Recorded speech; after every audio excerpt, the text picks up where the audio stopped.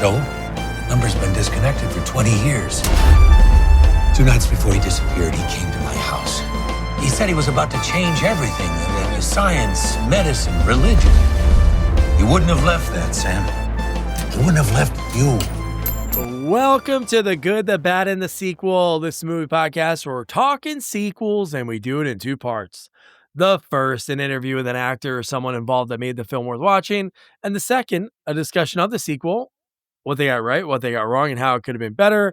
Hope you enjoyed last few weeks back, just a few weeks back. Work's been crazy. I'm an accountant. And yeah, so, but a few weeks back, chatted the amazing actor, even has his acting school, actor Conrad Coates, who had such a cool little role in this movie.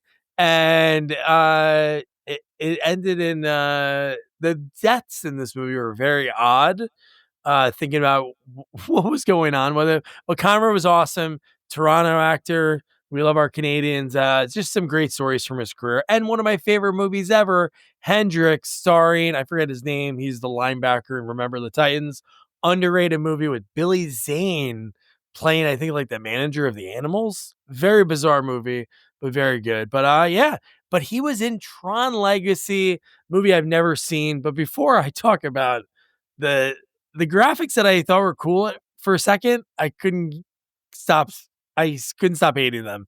I can't mention anything more without introducing you to my partner in the sequel watching journey, Jamie Riccardi. Jamie, how are you?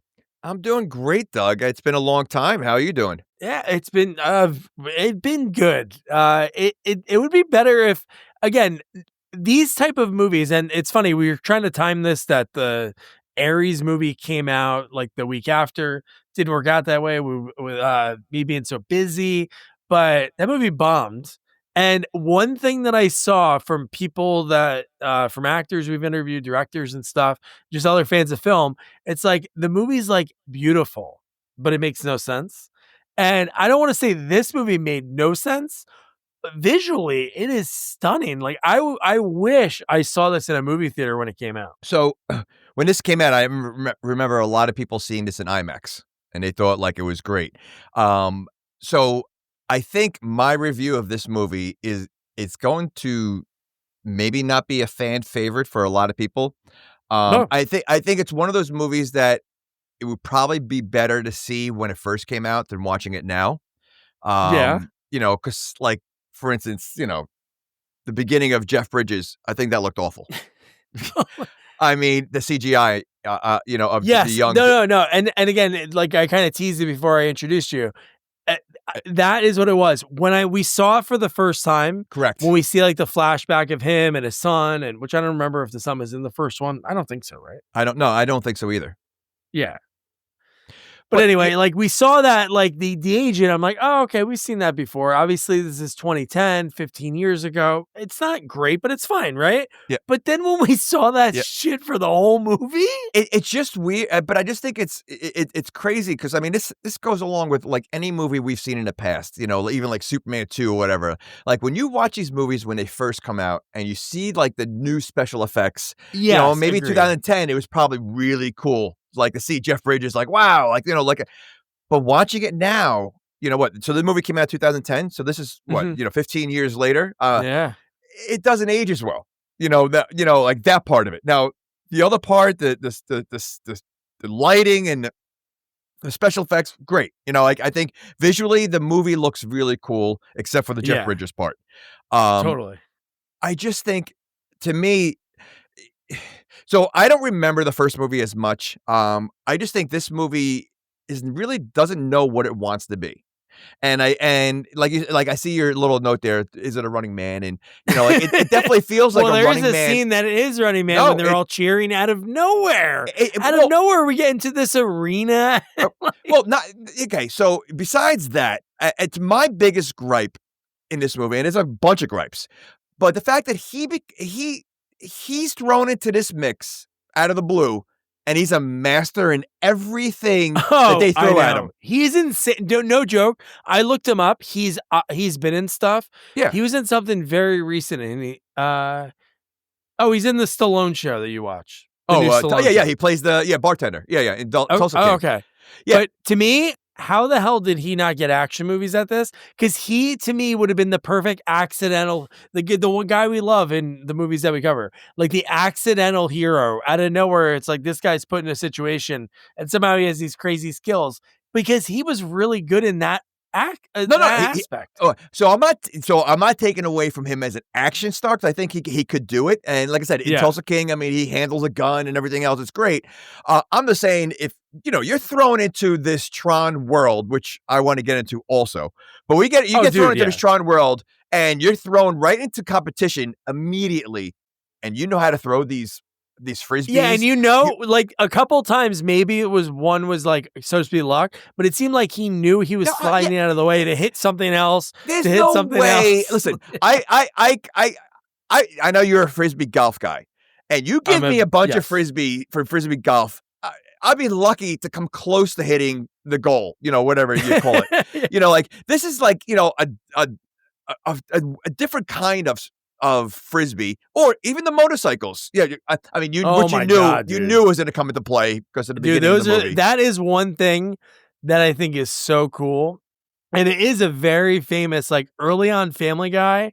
That was a early on clip that was shared everywhere. Mm-hmm. Peter going against the guy, and he's like, "Hey, what's up, Peter? I haven't seen you since high school." And he's like, "What have you been up to?" "I'm the red guy." And he's like, "Oh my God, you're the red guy?" "Yeah, I'm the blue guy." And then Peter cuts him off and he dies. Well, they made a Disney World ride based on this movie. So, and I was on it. So, I mean, it's all about that. I mean, it's cool, right? I just don't know. Was there anything from the movie on that ride? From this particular movie? The bikes. I mean, okay. It's literally, you're on the bikes. Like, I mean, it's pretty cool. Like it's a roller coaster that you lean forward like a motorcycle. So you're on the cycle. And it starts off going outside. Inside or outside? Both.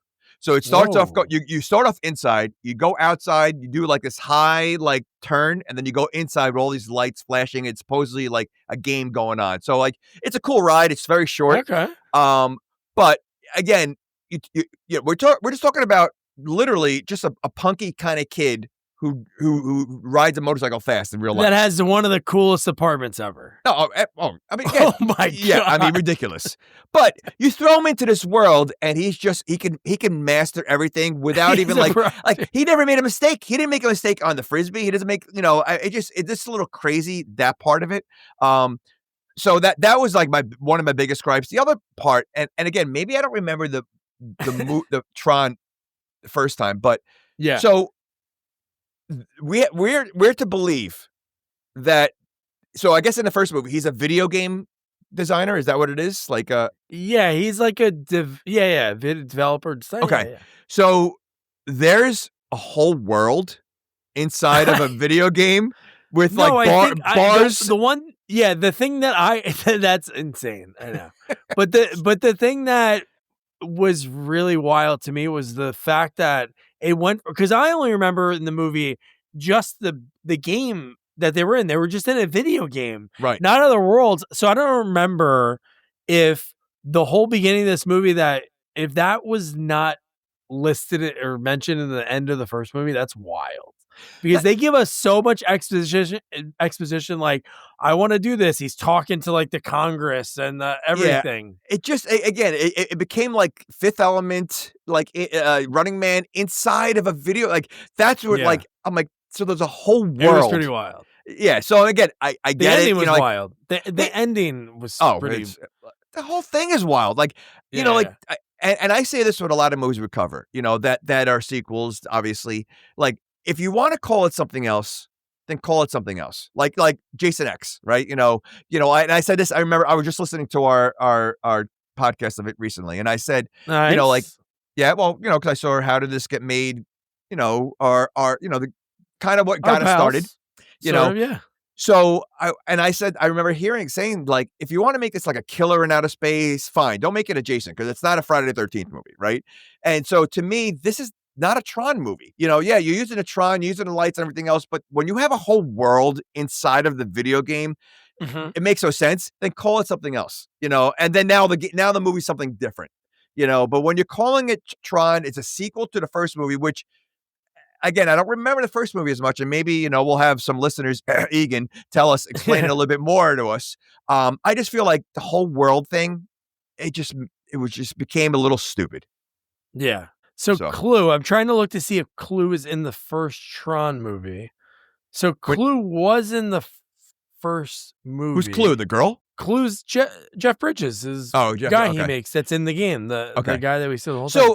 So he's a genius guy that creates the Tron, the first one. He escapes Tron, the first one, and somehow gets sucked in again a second time. Yeah. Oh, okay. Yes. That's not stupid. He didn't learn his lesson the first time, so he somehow gets sucked. Well, the thing, once he was in the game the first time, then he wanted to keep going back, and he was doing all that work inside, like building the world, like he was talking about. And he said inside the game, which he was in there for a while, like the system that he made, because he was saying, we be in here for what felt like months or weeks, and in the real world it was only hours. So he just got to the point, which is kind of the selfish part of the movie, is he doesn't want to leave because he doesn't want to die. Oh, so he wants to live forever. That is what he wants to do. But then obviously something changes, like in the next 30 seconds. We'll get to that at the end. Yeah. But no, I looked up Clue to see if Clue is in the first one. Okay, so again, this was a confusing movie for when I saw it, and considering I saw it a few weeks ago, it's definitely so. Okay, so I didn't know that. So he kept going. He said this. He kept going back and forth in the game. Yeah, he kept working into the game. Yeah, because okay. he was building like the program bigger. Yeah. All right, so he's not as sloppy as I thought. So Clue was in the first movie, but he used it for hacking and for fixing Flynn's bank statements and phone bill problems. But the thing is weird was these don't look like pictures from the movie, which is very weird. Was the movie based on a book? Maybe the movie was a book. So weird. What is Tron? Is it the world is it the game itself? Yeah, I think Tron is the game, right? I don't know. Is Tron the game? I mean, the fact that we have to ask that and not sure for 100%, that just tells you something. I don't know. Google's spitting back weird things. No, I don't. I would think it's a game. Because I think that's what the name of on the arcade was. But then because that guy he created, the guy who's Tron, the main character of the game that we find out is in this movie later on, which I'm like, that's kind of, okay, the guy whose name sort of. But so that's what threw me off about if it was a game or not, because I mean, yes, the game says Tron, but there's a Tron character. But when you're playing the game, Mario. What do you mean? Yeah, but you're not playing as a character when you're playing the video game. You're battling. Like there's no character in Tron the game. No, I think in Tron the game, you're Tron battling guys, just like in Mario, you're Mario going against. Yeah, I don't. It's just the title of the movie. That's the title, like the title of the movie, the title of the game. All right. But anyway, so to get into this, so we get like, we talked about, we get like the beginning of the movie, we see like the de-aging of him. He talks about, and then out of nowhere he goes missing. Like he's talking about these big plans. And then he goes missing. The saddest part of that whole scene is when when they really announce that so-and-so Flynn, we believe, is missing. And then they cut to the kid looking out the window sad, and it goes, or maybe he just ran away.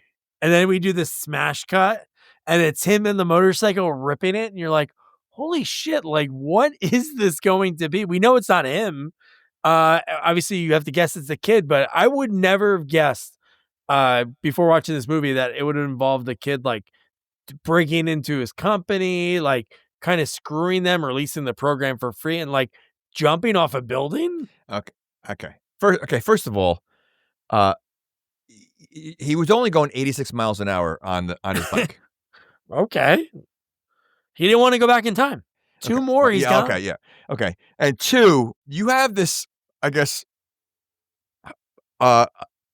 very high-end super company, and the building has one security guard, and he's a heavyset guy. Who did the hire? And that's the guy you hire for Jurassic Park.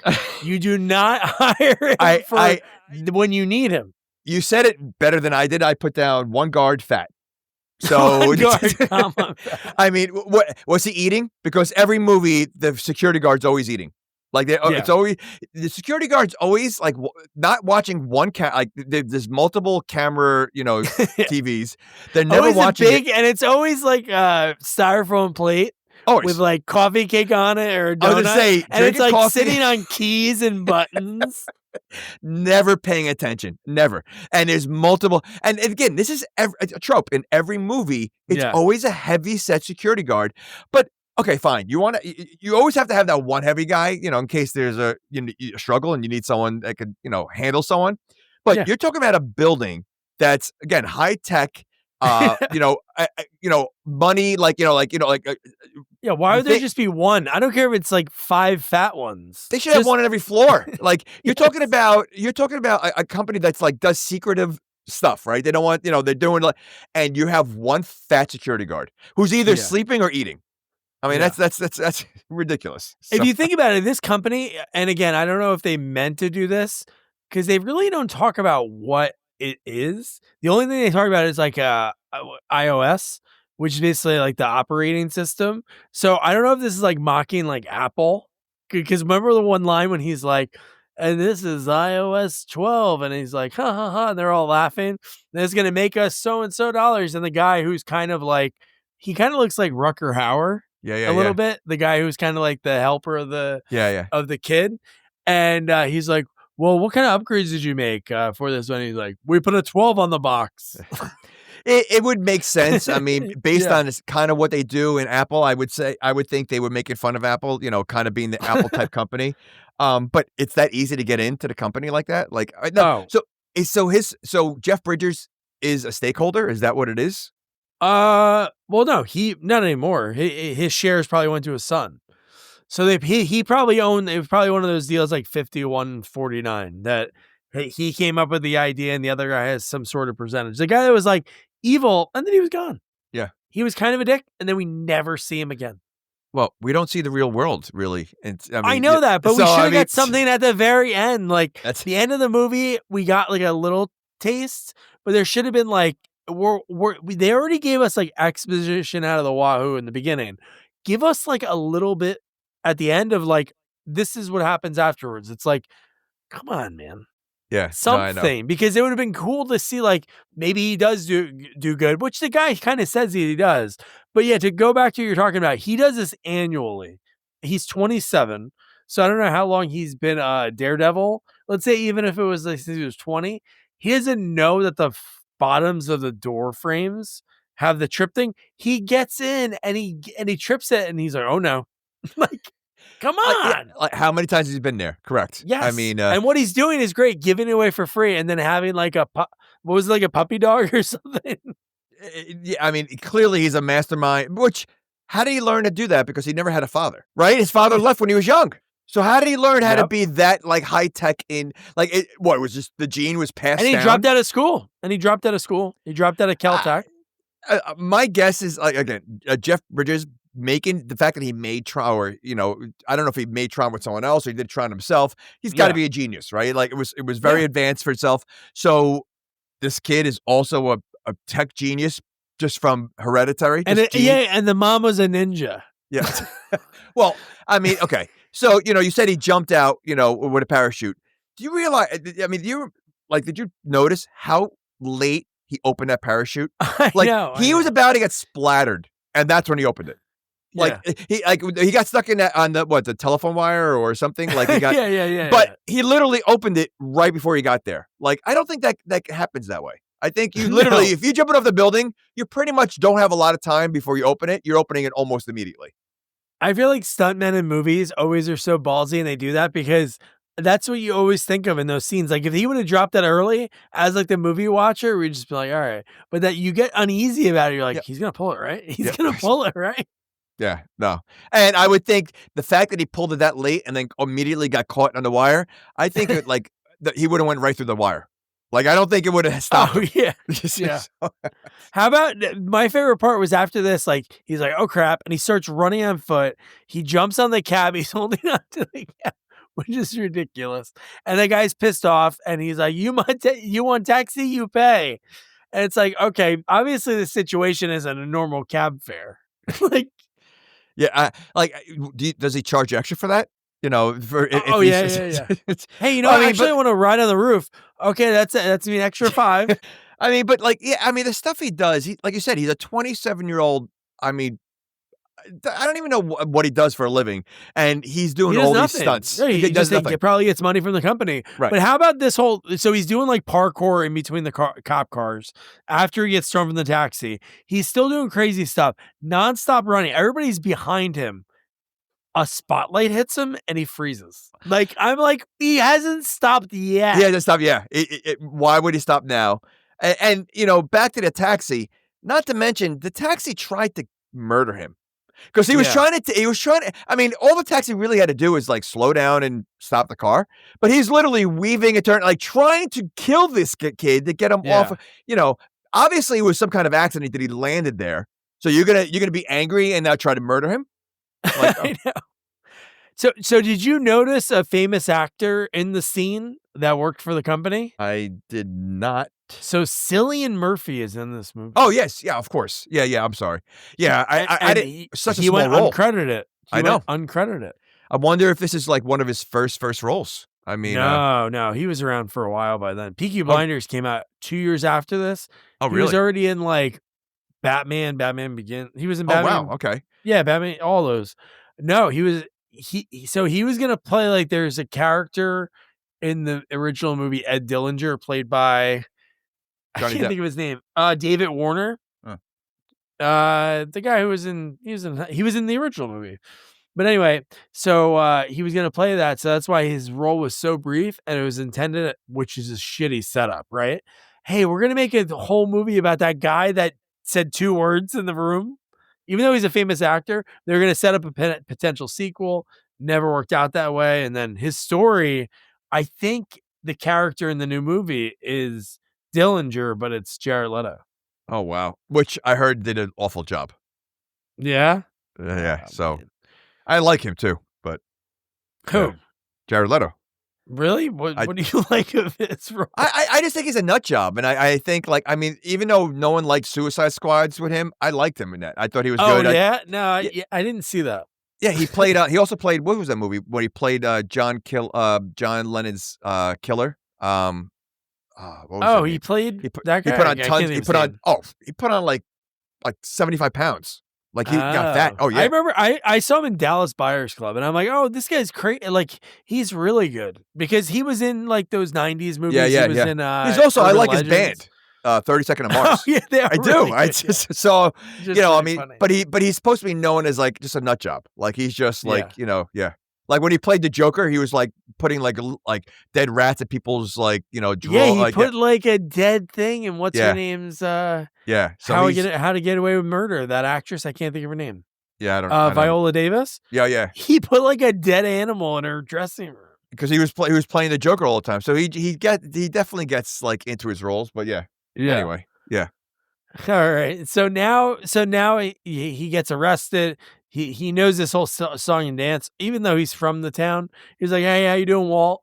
And then the cop says hi to him. He leaves. He goes home to like the coolest apartment ever. You open it up, you see the building that he just jumped off of, and so in the apartment is his buddy, his dad's friend, Carl, right? Oh, no. Carl was the guy at the inbound. What the heck was the dad's friend's name? Crap. I forgot. But anyway, that guy, and he tells him the craziest thing. Which I think I was like either not paying attention. So he said he was hearing noises from the arcade that hasn't been around for a while or something like that, or he got something from his father. Okay, no. So here's I don't know you tell me what's crazier. If a guy that you worked with said, if I'm going to give you this pager, always sleep with it, because if I call you, I need you. So he goes, I've slept with this pager for 21 years. Even though his dad's dead, he's kept a pager on him. And what's crazier, that or the pager went off? And then later in the movie, when they talk about it, it's like, oh yeah, somehow, how the hell did he make a pager go off? How did Clue make a phone call? Well, like that's why wouldn't they have shown us that? Something. So this is 2010. Does this take place in 2010? Yeah. So they had pagers he doesn't no, they had pagers in the mid 80s, yeah. They did? Yeah. Oh, okay. You're acting like you know for sure. Yeah, 100% pagers are definitely around in the mid 80s. All right. I don't remember Cell phones were around in 90. You don't think they were Okay. I don't know. I mean, I remember I had a pager when my son was born. So, and that was what, the 2000s, so early 2000.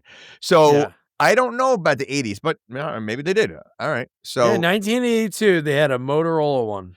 okay, so in 2010, people still had a pager that worked. People might have, because my day, 2000, people still had pagers. So maybe some people who do you still know had that has pagers. pagers? In 2000, some buddies I did, because our Oh, parents were getting 2000. I us thought you cell said, phones. I thought you meant, all right, never mind. I thought Now? okay.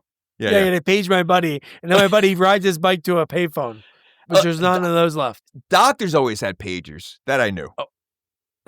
They couldn't get cell phones. They're making a lot of money. They can't afford a cell phone. They have to make beeps go. It's for the importance, right?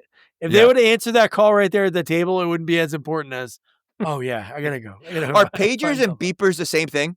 Yeah. It says pagers or beepers, but yeah, they're Okay. definitely around 82. But just the fact that it went off, that's crazy, because we never know how Clue made that happen. But the fact that he still kept it on himself for 21 years, like after his dad died, that's kind of something. That's kind of insane. Well, insane and kind of weird. I mean, like you would Very think, like, weird. because you would think that, like, you know, like after a few years, you'd be like, all right, this is ridiculous. This guy's never gonna page me. Like, I'm gonna keep holding on to this. You know, fine. Like, how long do you wait until you're like, all right, I'm tossing this thing? Like, you know, like is 1 year not like, okay, fine. You know, maybe but I would say at least 10 years. You're like, this is ridiculous. He's never. I'm gonna still hold on to this thing. And dude, how long would you wait at a store if I came up to you and said, like, hey man, I have to go get something out of my car. Can you hold this? How long would that last? Oh. You're talking about, this is pretty insane.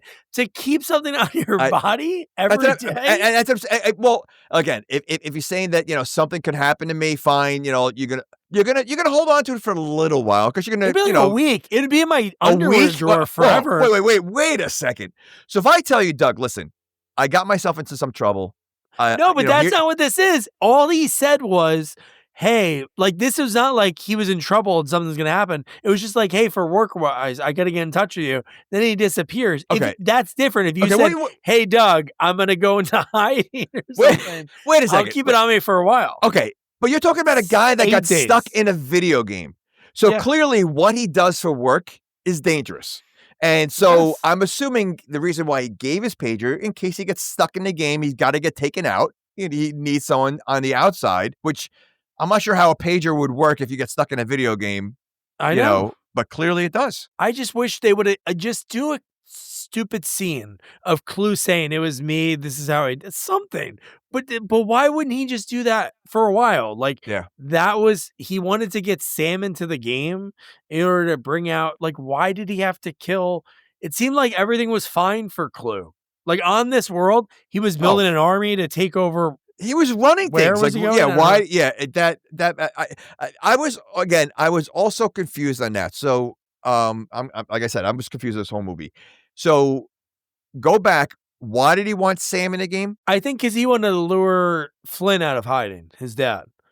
He wanted him to come out and then to kill him. And that's what I thought. But how big is this Tron world that he can't find Flynn? Well, that makes no sense too, because he couldn't find him. No, that was the dumbest line in the movie when he goes, "Oh, it's a vintage Tron, whatever the cycle was," and he goes, "I can trace where it came from." How the hell can you do that? That's insane. I know it's a video game world, so there's some way to figure out this spot to that spot. I'm like, but that ruins the whole movie. So he hasn't been able to move forever. It doesn't make sense. And the fact, again, trying to bring him out of hiding, it's not like it's like there's towns in this world. It literally looks like there's like only a handful of areas that Flynn can be. So did he check every area? Because like the area that Flynn's been this whole time, is that just like how? Where could that possibly be that nobody could find him? Yeah, because this whole world is flat. Yeah, big area. Flat. Yeah. House, you know. And so let me ask you this. I mean, and you may not know this, and you know maybe we need to ask some experts. But like, when you're in Tron world, when you're in a video game, in a video game, do you don't have to eat or anything? Like eat? Oh man, I didn't see one bathroom either. Bathroom, but so this you survive. Like, do you sleep in Tron World? Oh, we didn't see them sleep. What is like if you're stuck in Tron World, are you up all the time? Like, I mean, like, is that like, I why guess would you Flynn can. want to live I there? guess you can be. Yeah, I don't know. I don't. And he. It's not that he wants to live there. He couldn't leave because remember in the whole flashback, which kind of jumping ahead, but because we're talking about it, but when Jeff Bridges tells his son like everything, it was like Clue took over because he basically what's scary about AI today. If you say, "Hey, if you want me to do this," and that direction is just okay, I'm going to do this at all costs, and that's basically what this thing did. At all costs, not thinking about other people, knowing, hey, if he's not around, I can do what he told me to do, which is crazy thought, but My mind can't grasp a lot of what you're saying right now. and that's basically the misunderstanding of the movie. Like I felt it was very confusing. If you you have to for taking notes and watching, it's very hard to really understand like the full because it is. I thought it was very confusing. So and again, back to my point of food, they had a nightclub though, a bar, right? Were they serving drinks there? Oh, you mean at what's his name? His place? Oh my Who gosh. kind of looked like a Mugatu at his club, dude. And friggin' Daft Punk was one of the DJs. Was it really? Which is wild. Oh my god! I'm like, wow, that looks like Daft Punk. Credits Daft Punk as DJ. But the fact that you have this like flamboyant like guy running, dude, he was bar, great. Michael Sheen. Michael Sheen crushed. Correct. It. But this is inside the video game. Like that. Like again, like this is where the movie gets so confusing because I know. Not only do you have like a bar and things like that, but now you have people with personalities. So Michael Sheen was not real. He was AI. I know. I don't know. Like I don't know what I was watching. Like this movie got to a point where I really don't know what's real, what's a game, what I'm watching, what the plot is. I'm just watching a lot of action. That's really what. And how did these people get into the game? We never got into that. It was like Jeff Bridges created Clue, which was if like they are him. People though, they might not. I don't think they are. No, it's like only been a couple instances. I think of a user. I think his dad and him. That's it. I think it's the other ones are somehow created in the game. I guess it's like Sims. So that's where I get really lost. Yeah. Okay. Well, how about is that the only Tron arcade game? Are there other Tron arcade games around the world? What, you think people are getting sucked into different games? I don't know. Different types of Tron. So there's only one special Tron game that sucks you in? It's like Tron and then Tron in Italian, the word Tron in Spanish. Then they all not understanding each other. So, but then why don't the other Trons suck you in? But this one's a special Tron. Yeah, I don't know. I don't think the game ever was on the market. That'd be my guess. And it was weird that it was in an arcade. Well, an arcade that was shut down, but the lights happened to work. Oh yeah, and it had it's the breaker. There was a special breaker just for that game. But it was closed for 20-something years or whatever. Like it was closed down. Like it had cobwebs. Like I mean, like sign it was dust. Great.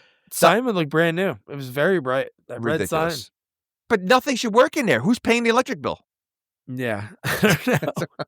So before we get into like now, this is like the full movie in the sci-fi world. One thing I want to do, because when you were talking about the things that you really like were confused about in this movie, there's one thing I can't believe you didn't say, and one thing that I couldn't get over either. It was Clue, the way he looked, and Olivia Wilde's haircut. Like it was like a little kid cut a doll. Well, and I'm like, dude, you were like hot. Olivia Wilde, super hot, super funny.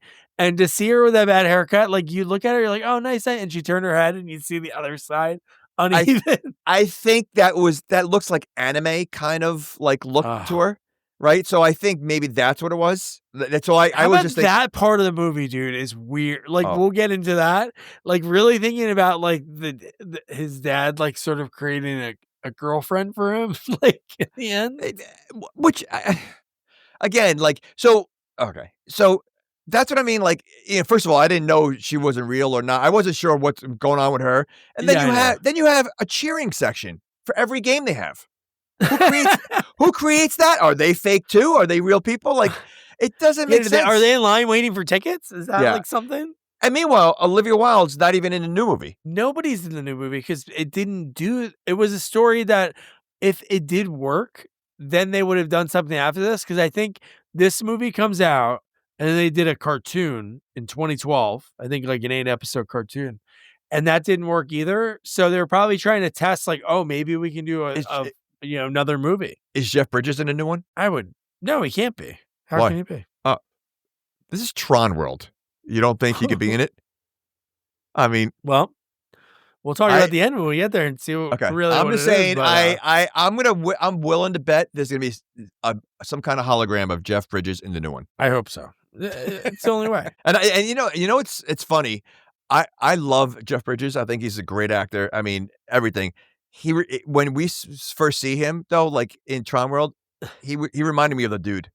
Oh, dude, I wrote that. He has lines of the dude. He sounds like a dude. Talks like the dude. Yeah, there's a Clue line that is like the dude. He sounds just like the mannerism. Like I'm like, this guy's a dude. I mean, and it would make sense because he's sitting around doing nothing all day. Yeah. So I mean, that's yeah.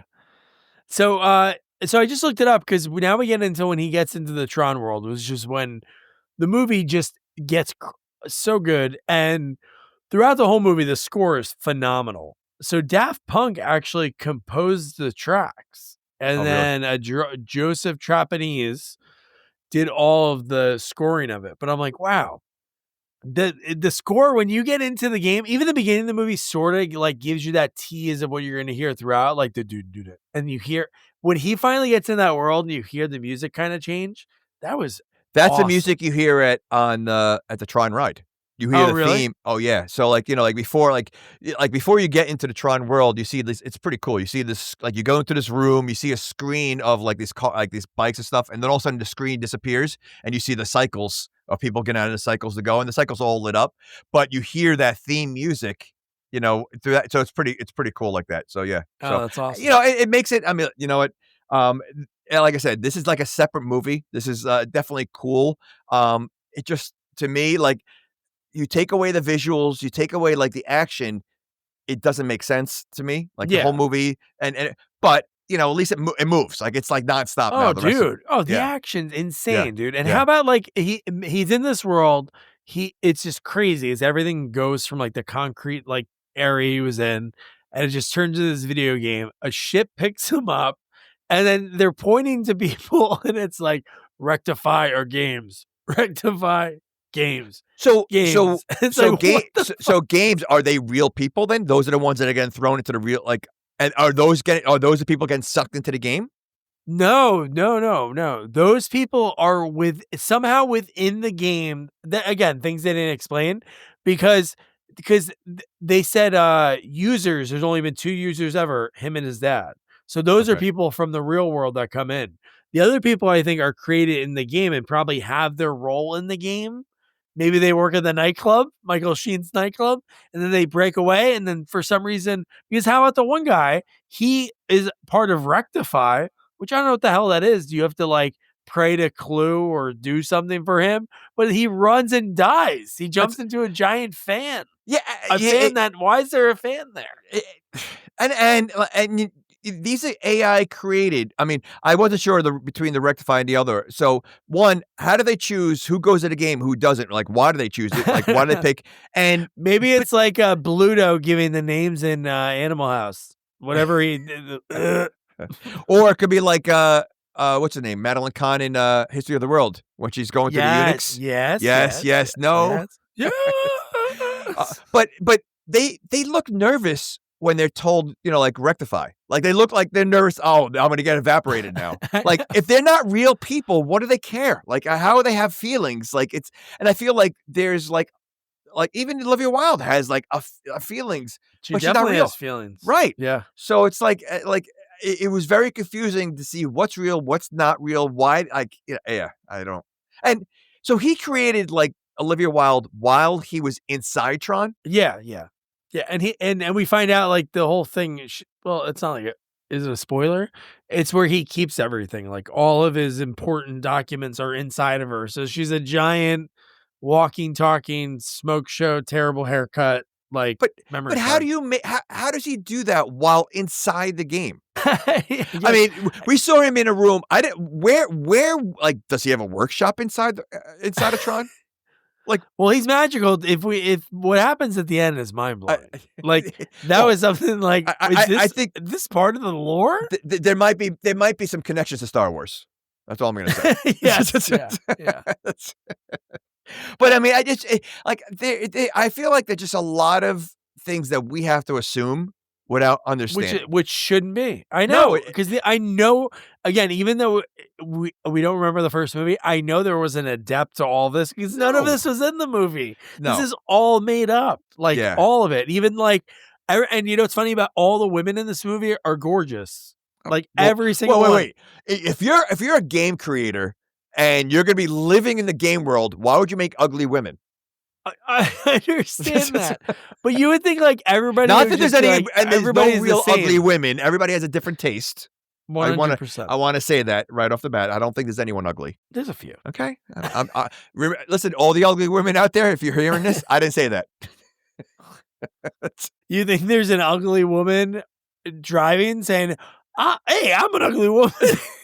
Well, I think there's some. I don't want to say women too, because I mean there's ugly men too. There's ugly people. Yes, they're ugly people, and I have to assume. You have to assume, like the real ugly ones, they know they're ugly. Like I don't think there's ugly women that think like they're getting ready to go out and they're like, I look hot tonight. Like but however, I also think that there's someone for everybody, and even the ugly people find someone. Usually another ugly person. Looks and ugly attitude. When you have two people that have that, but usually an ugly person finds another ugly person. Yes. Okay. Inside and out. Love is love. But no, in this world you have all that. But the reason I said that, it was like everybody's sort of like the women look again like you said, like why when you're designing this, let's make them all 10s. But the guys are all so weird and different. Like the one actor, and I don't want to pull up his name because he's been in a ton of stuff. He plays like Clue's right hand man in the movie. He has like the weird helmet. He's like weirdly bald, but he's like hideous. Like his real haircut, he has like really like black and curly hair, but he looks hideous in this movie. So there's a difference between hideous and ugly? Oh man, hideous is So ugly is like, you can handle. Like if you're at the bar, and you've been drinking all night and there's like one person left, like, because no one else took that person home. That's ugly. But if there's one person in the bar and still no one takes them home, that's hideous. Okay. Oh man. But no, so the music, like when he gets chosen for the games and like drop him in, it's like do and the robot babes come up and it's like the two sets of twins and they pull out freaking laser fingers. They cut his clothes off. Okay, I'm not saying I want this, but I'm saying they cut everything up, but they leave his boxers. That's what you question?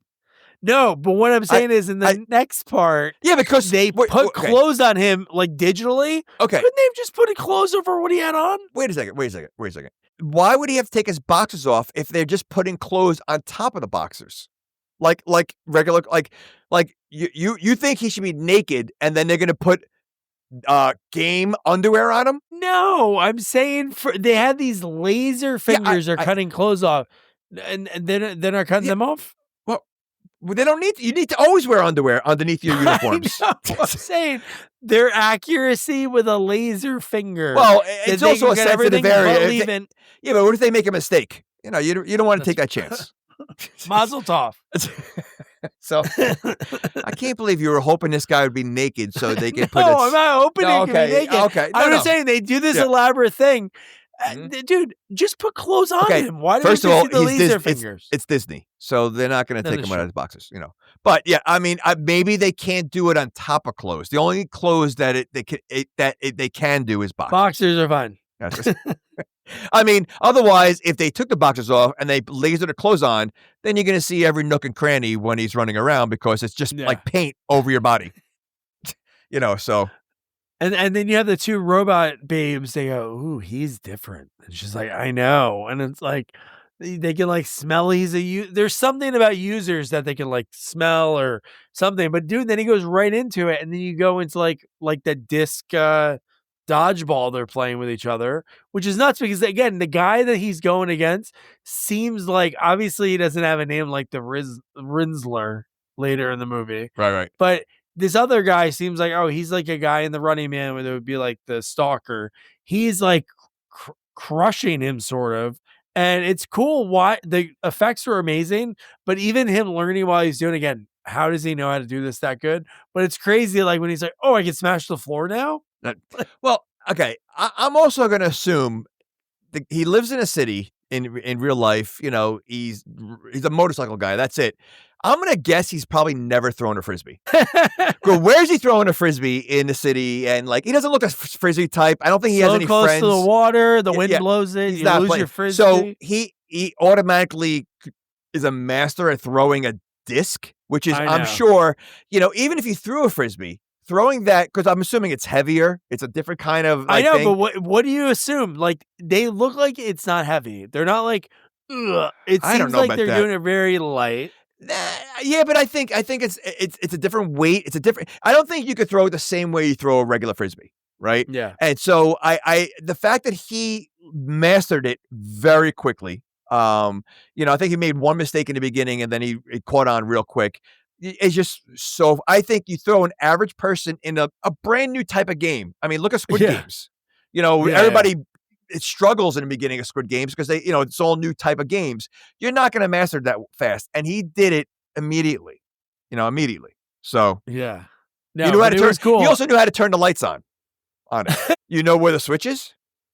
So I'm just saying. All right. But how good he is, like the way he makes, and the graphics just look so cool. Yes. The way he gets the guy to go through the floor was awesome. Yeah. When he's going against the guy, even some of his jokes, that's why I think he would work as that accidental hero in some type of movie. When he, hey, that's not fair. When the guy has two Frisbees. Yeah. Which we find out that's Tron. Yeah. No. Movie. He like I said, he's good in Tulsa King, and I knew I recognized him. And when I looked him up, I'm like, yeah, he's got these like lines in Tulsa King. So yeah, I'm surprised he wasn't in more stuff. Yeah. And I love the crowd was like, Rinsler. Again, why is there a crowd there? They're inside of a, inside of a game. And it was so Running Man. You just 100%. needed like a host. You could add like a random, I'm trying to think who would have been really good around then. Like maybe a retired game show host, but somebody. You get in the crowd all jacked up. Well, I don't think the first person, the only person that popped in my mind, and this is the worst choice, but I'm going to say it, Ben Stein. Because it win Ben Stein's money. It would have been awful. Like the fact that it would take them an hour just to spit out the name of the game while they're waiting. Oh my god! But you wouldn't need to. That would be very fitting of the fastest movie. Oh, yes. From now on out. Just like the slowest, like the tortoise speaking. Well, the new Running Man doesn't have a game show guy. He has that actor that was in the Fear of the Walking Dead and Mad something. So yeah, so really? It's not it's. But he's a host. He's playing. He's the host of the game. He's the host. Oh, cool. Yeah. So they're using most. I never read the book, so I didn't either. But you didn't see the trailer. Biggest difference? No, I don't. I'm avoiding. Oh, really? Oh, yeah, because then sometimes I'm like, oh, I remember that from the trailer. Going blind. Gotcha. Weapons. I started Weapons. Never saw a trailer for it. Oh, I didn't. You know what? Did you finish Weapons? No, I'm halfway through. It's bizarre. I mean, I didn't know what to expect. I just knew like your kids disappear. That's all I knew. I didn't know anything else. And the movie gets bizarre. I mean, so wait till you get to the end. I'm halfway through. Okay. But yeah. But what's her name's a great actress. She's going to go down as like one of the best of it. Oh, to me, her Madonna, the Madonna biopic, she'll definitely win Oscars. Listen, Ozark to me, like her character in Ozark was absolutely amazing. She makes the show. Like, obviously Bateman. Without Bateman, it's not. No, but she played a good like side to Bateman that was needed for the show, and just her the mouth, accent, the shit talk. Yeah, that was awesome. She was the best. So now we cut to So now we get he gets away from that guy, right? And he gets caught. Sam, and then up top you see Clue, and I'm like, dude. And when we see Clue, I'm like, dude, we're gonna see Jeff Bridges de-age this whole friggin' movie. And then I didn't realize because we didn't learn about Clue yet until later in the movie is when we like hear about, right. oh yeah, I created him, and this is it. And it's like, oh my God, I know who you are. But dude, that whole friggin' scene when he's talking to him and it's like, Dad, and he lets him think it for a second. Yeah. No. It again, I think that part of it kind of ruined it for me. It was just, I don't know. And like I said, I think if we watched it when it first came out, because I don't know when one of the newer Star Wars came out, but they did the same thing with Princess Leia, right? They had when Carrie Fisher died, they still used her in one of the scenes. Oh and, yeah. I think it was the time. I think they were the first ones really to start using like hologram of actors. And so, it was a thing back then. So I guess it looked better, but watching it now, it didn't age well. I know. So yeah.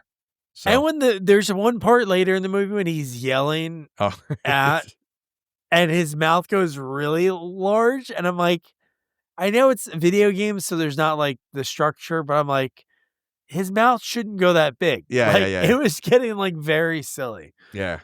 But so again, Sam is like talking to him. Oh no, and he's like, oh no, I'm Clue, and he kind of explains it, and he's like, you're gonna die, and he makes him go back in. That's when he goes into the grid and he does like the Tron race, which again it has really cool deaths. Like that whole thing, so awesome. And then he's about to meet his demise again, and then a random car comes up to save him. And it's Olivia Wilde as Cora. It was the only car on the whole grid, right? Everything else was motorcycles. Yeah. Oh, where'd she have the car from? The dad. I'm sure Jeff Bridges. Oh, okay. So he just happened to build one car for the whole game. He has a car, and then he has his old Tron vehicle that he keeps in the garage, like the old the dad with the old car. And this goes back to him being a master at everything. Just because you're a good motorcycle rider doesn't mean that you're able to ride a futuristic video game.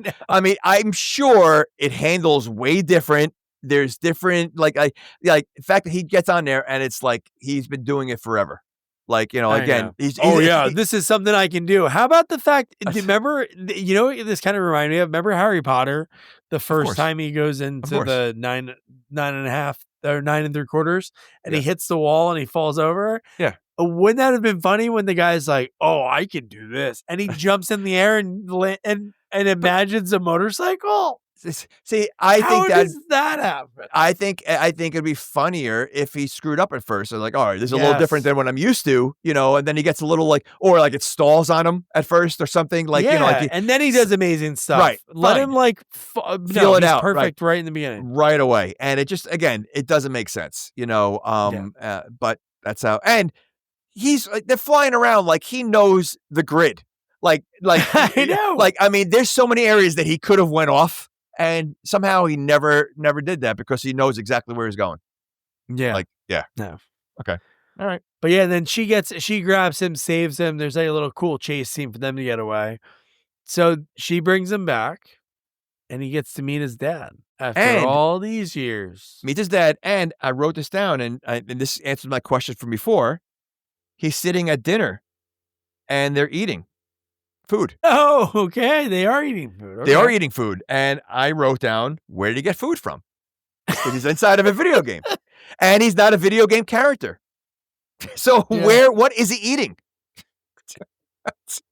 Okay, so is there a food store or is there a farm? We didn't see anything. But even if there was, this is all fake. He's a real person inside of a fake virtual reality, thing. How is he eating food? When you go in it, do you change? If Clue made it to Clue does make it out. Next movie should have been done. Doesn't Clue make it out? What do you mean? The end of the movie?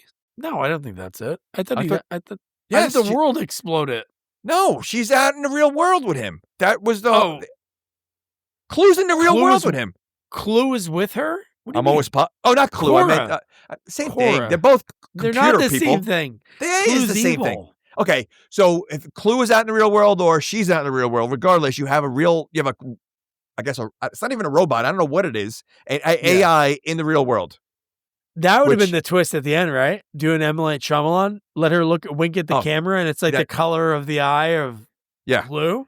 But she's out of the real. Oh, we're not even there yet. So we'll get there. All right. So then I wrote down like, oh, could you imagine meeting your dad after all these years? But it was weird. One thing that I wrote down, and I know this is true, I don't know why he lied about it, because he mentions it in the next scene. He brings it back up, but he talks about, oh, I came here because you paged so and so, and he goes, yeah, I paged him a lot. And then like in the next scene is when he's like, yeah, when do you mean I sent a page? And he's like, he just got a page, and it's like, oh my god. And then that's when it like really gets into it.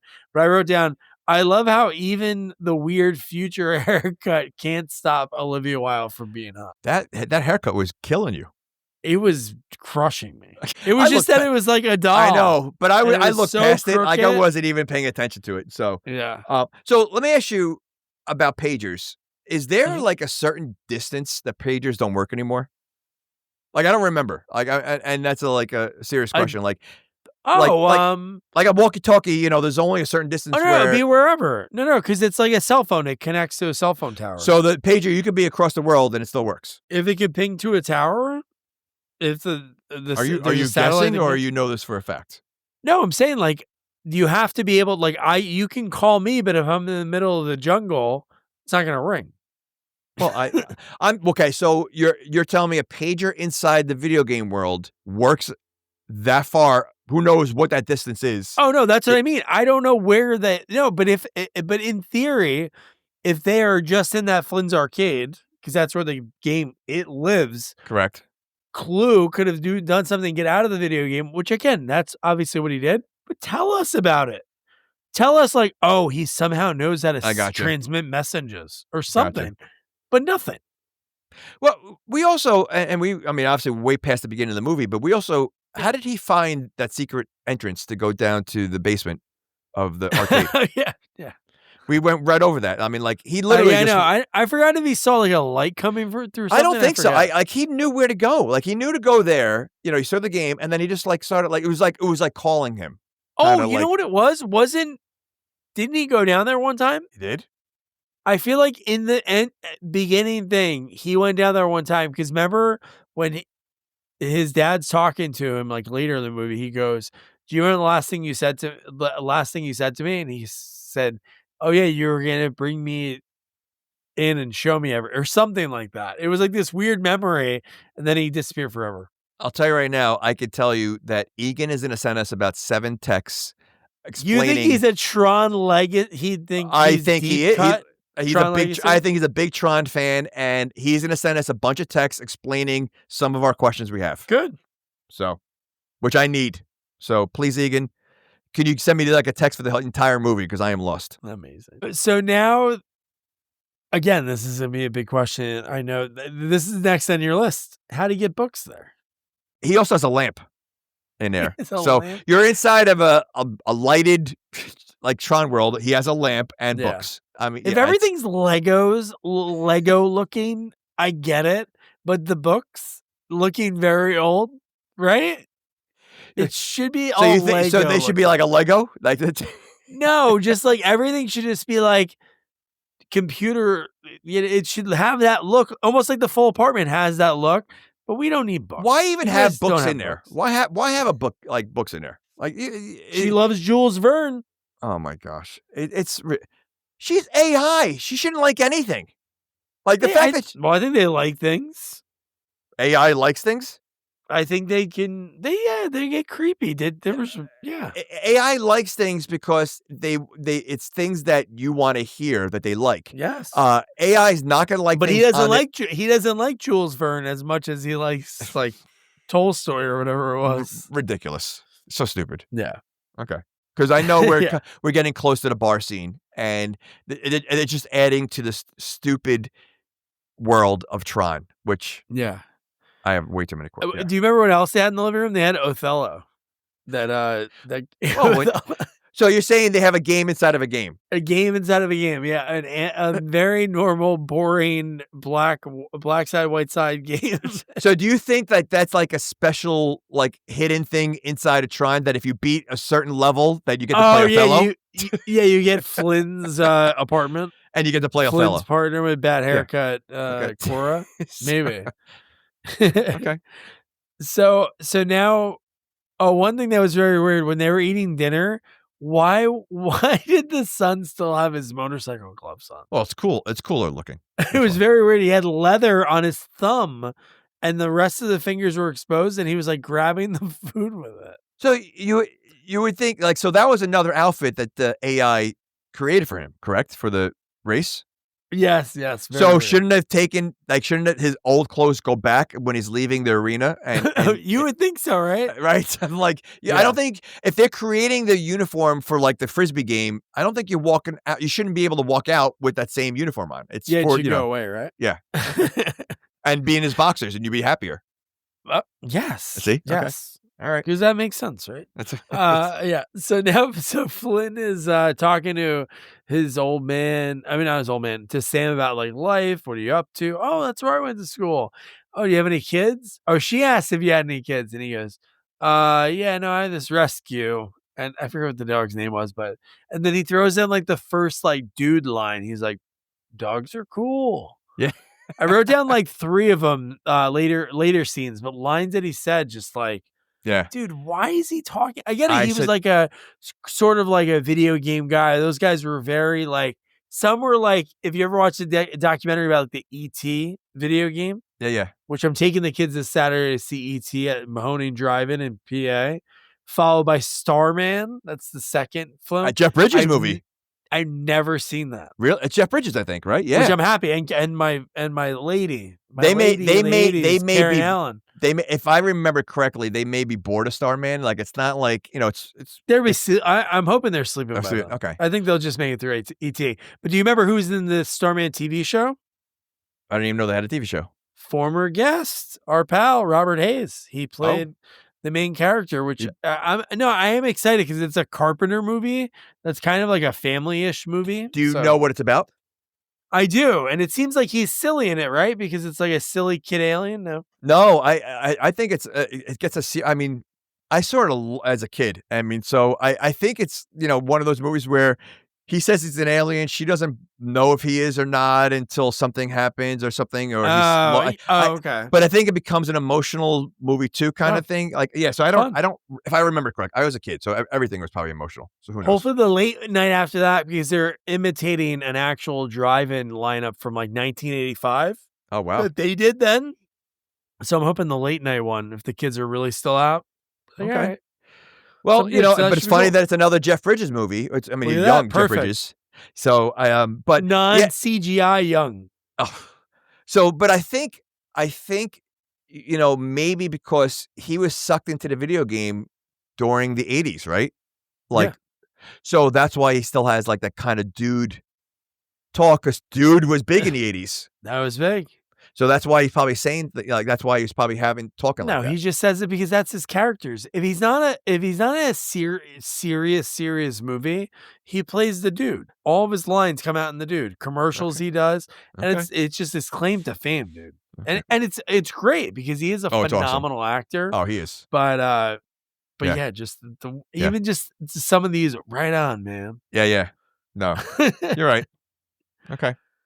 But yeah, so now we get now we find out what happened. We talked about it before, like he went in the game with Clue and he created him and Tron, and they would build the world and everything was great. And then just one day, Clue, I went in for an hour, he came and he took over, and which is so stupid, they didn't kill him. We didn't get that part. It was just that we get to the end of the story, like he took Tron, made Tron his guy, Clue.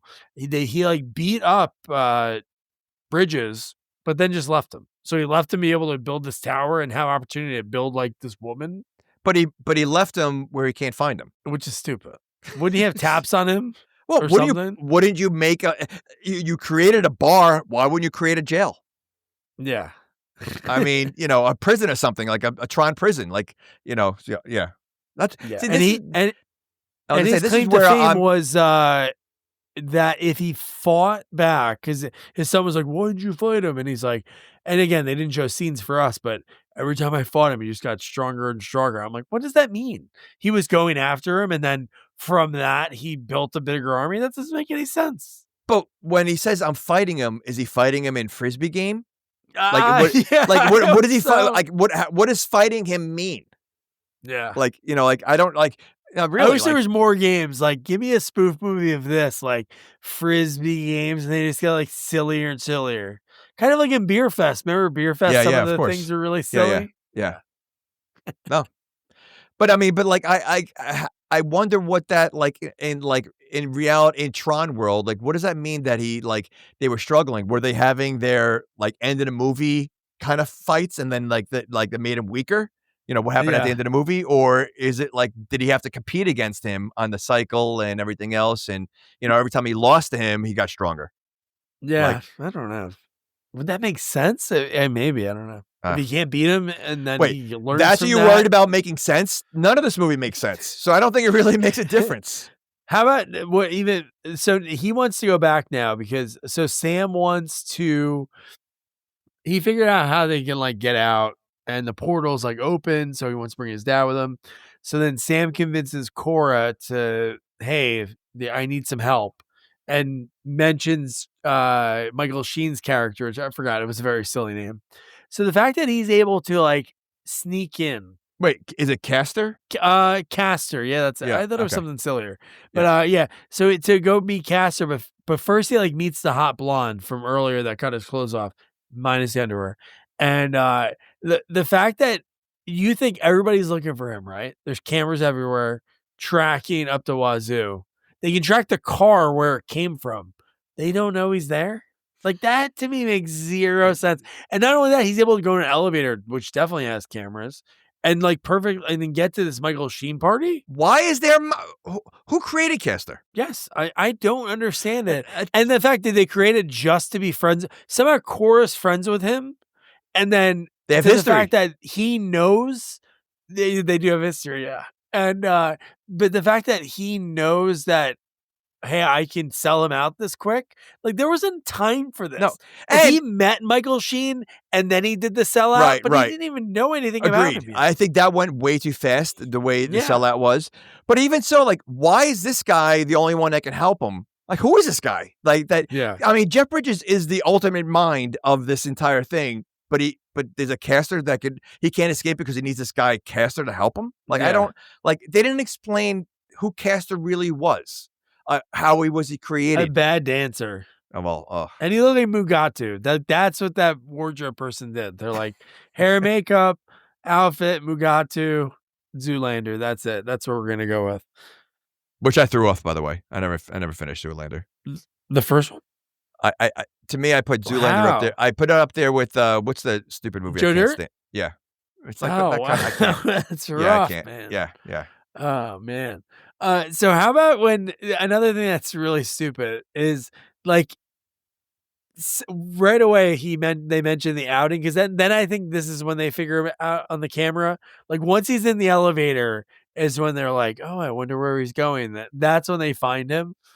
But the fact that like he didn't think like he's gonna out his dad. His dad's been in hiding for how many real years? Like in video game world, it could be like 50, 100, the way the dad was talking about how time was in there. But he outs his freaking dad. And oh my God, dude. And then right away, his dad is like, oh, I'm going to go get him. So this was like the whole point of the plan, right? So Clue wanted to get Sam involved. So you're saying like how long was he gone for before his father said, I got to go get him? No. What I'm saying is the fact that his dad was in hiding for how many years, right? But and then his son was there for 30 minutes. That's what I'm saying. Got him into trouble. Yeah, that's and he's already worried that maybe something happened. Like he was barely gone. Yeah. I know. Yeah. I wrote that down too. No, let's make sure we go down there. But dude, when they hold open on, up the before you go any apartment, further. So if that was the case, why didn't he go with him in the first place? Wouldn't it have made more sense? He knows Tron World to begin with. Yeah. He was. I mean, if it only took 30 minutes to get him out of hiding, he might as well just went with him in the beginning. Yeah, I know. Yeah, why wouldn't he? And again, but does he know Tron World? How much has it changed? He's been in hiding for as long as he knew Caster was at a bar. He knew there's a bar there. Well, Did he know that, or How did did he Cora? How did Cora know that? Are they s- telepathically talking? Were It's they so on the phone? It's so ridiculous. Well, Cora didn't walk in with him, did she? Didn't she? Like they No, go no. separately. Cora was still back at the house. Okay, so how did he Yeah. find it? But Cora did go. What do you mean? He knew His where son. it was. How did he know? How did the son know where it Oh, was? the blonde. He met the okay. blonde in the lobby, and then she brought him Yeah, upstairs. How did he get to the lobby? The How does he lobby know his what? way around Tron? I don't know.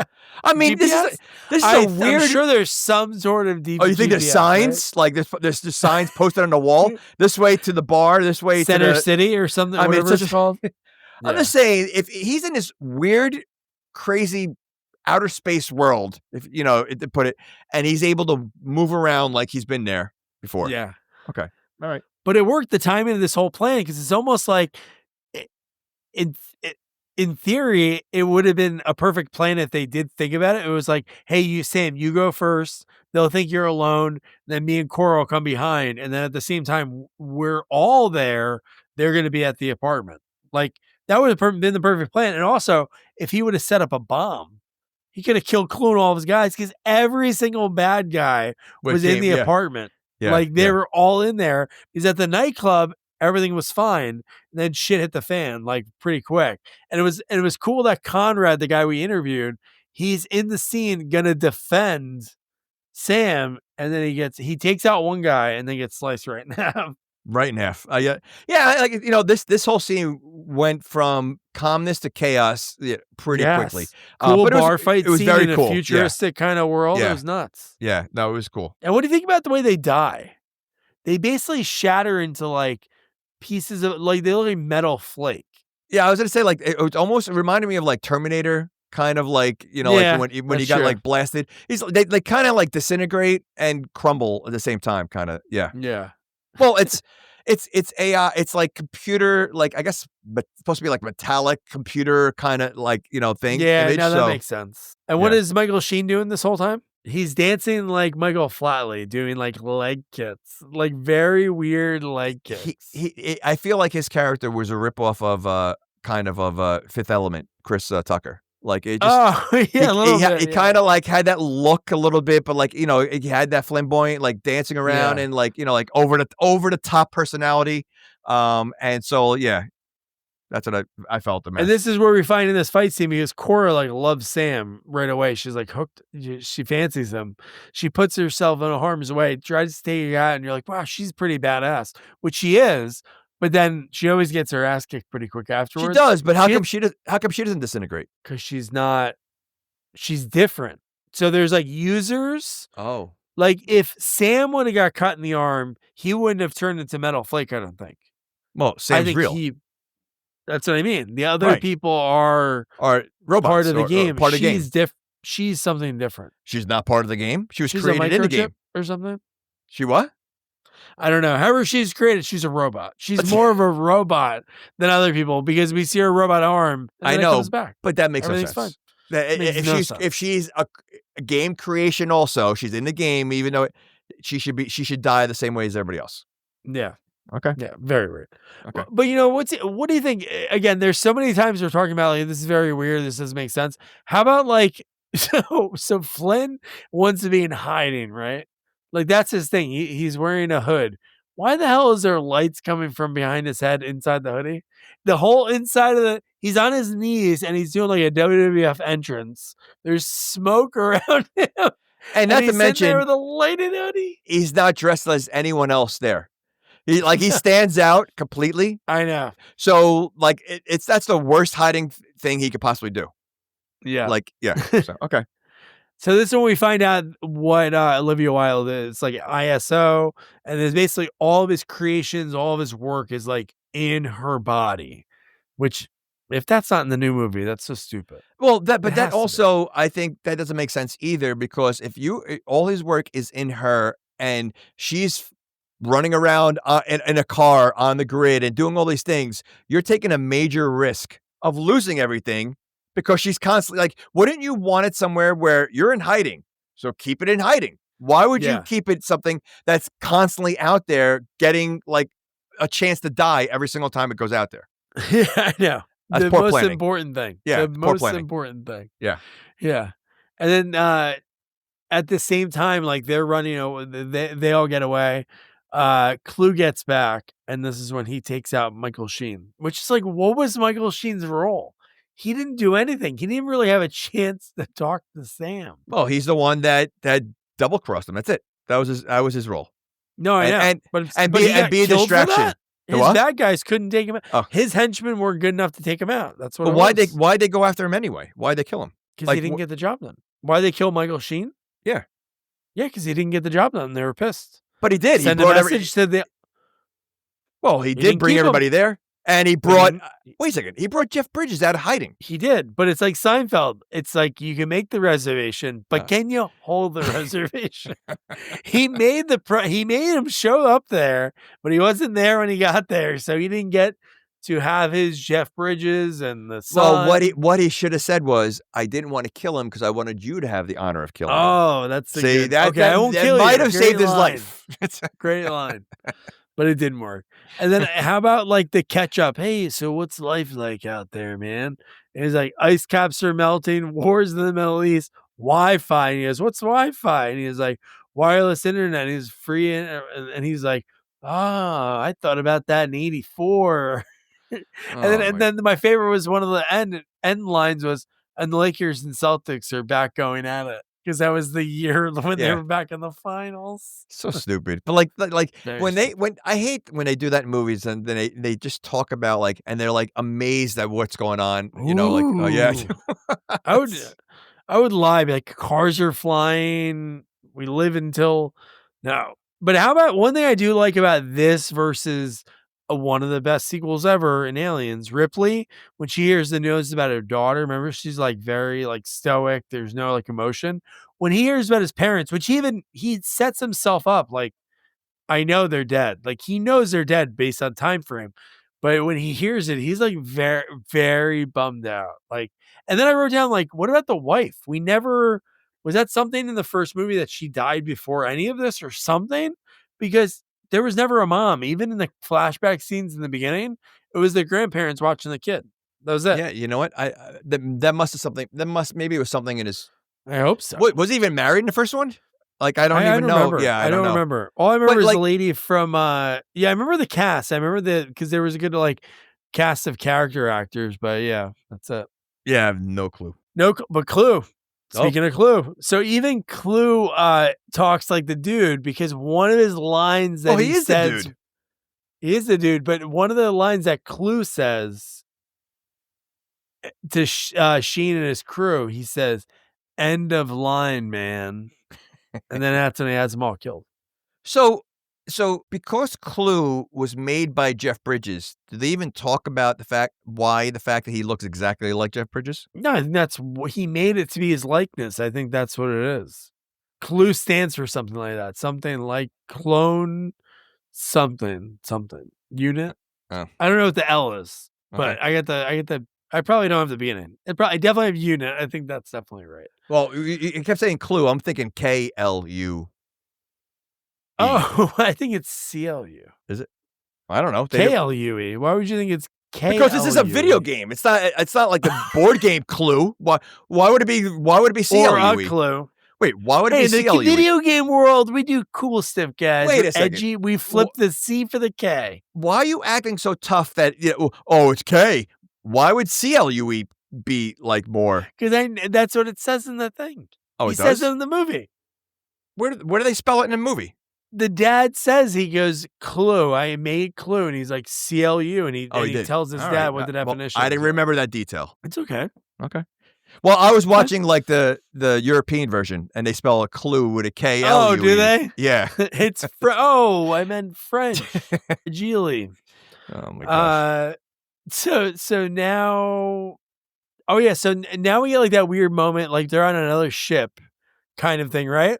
This whole scene's wild. So Sam's asked by Cora to describe the sun, and he's like, "Well, I've never been asked to do that before." Then he goes, he says like a bunch of words, but then he's beautiful, and he looks at her. I'm like, this is very weird. His dad like designed this thing. He knows it's not real, and he's like in love with her. This guy could have any girl. He's like one of the richest guys. Even if he didn't have a ton of money, if he just had enough money, he has the coolest apartment. You bring a girl back there, you're in. You're in like sin. But it's just insane. And then the ship that they're on somehow gets sucked up by cruise ship, right? Okay. Why are there ships? They're not in outer space. I don't They're know. not in Why outer are they space. floating? I know. I mean, so like, I mean, so you know, I was waiting for you to, stop mentioning the ship because I know, but in this world, everything up is down, left no, is I know, right. but I'm just saying, like, Cats are but dogs. that's I why know.